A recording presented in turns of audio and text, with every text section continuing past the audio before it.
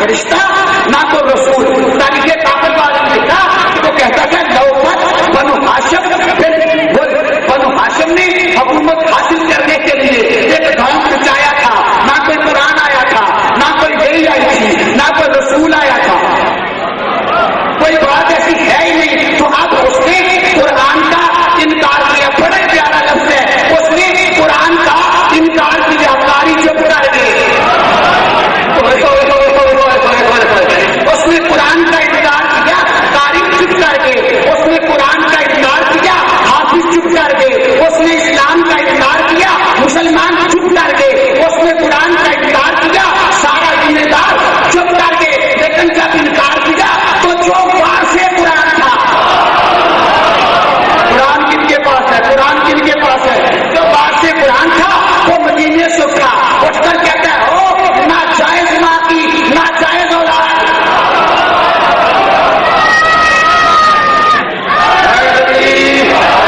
میں دیکھ رہا ہوں بڑے بڑے نعرہ بھی لگا رہے, اپنے قرآن کا سوال لے لو, دونوں آپ بلند کر کے نعرہ.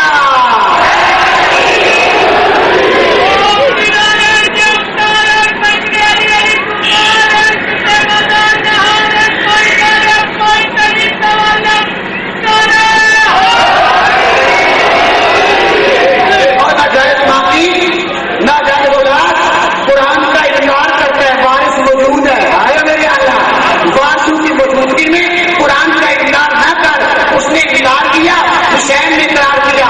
اب اگر کوئی مولوی ٹی وی پہ آ کے یہ اعلان کرتا ہے کہ دو شہزادوں کی جنگ تھی, اگر کوئی مولوی کہتا ہے کہ دو بادشاہوں کی جنگ تھی, تو وہ غلط کہتا ہے. وہ تو اپنی ماں کا شجرہ نسب بیان کر رہے ہیں.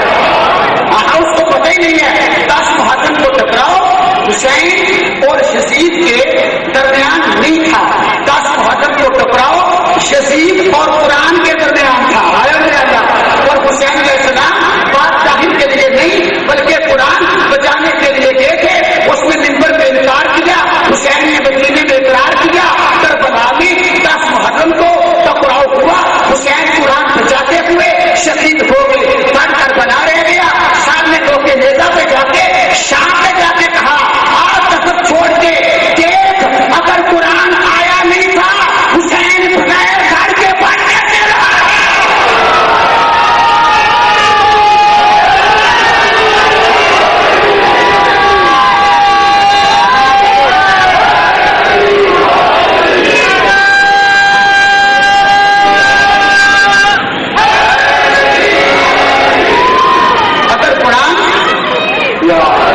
اگر قرآن آیا نہیں تھا تو حسین بغیر گھر کے پڑھ کیسے رہے. بڑی پیاری فکر ہے, بڑا پیارا جملہ کا جو آپ تک میں پہنچانا چاہتا ہوں, اور آج اس جملے کو پہنچانا میں ضروری سمجھتا ہوں. اور جو میں نے حدیث پاک کی مان رکھی ہے وہ بھی سمجھ میں آ جائے گی.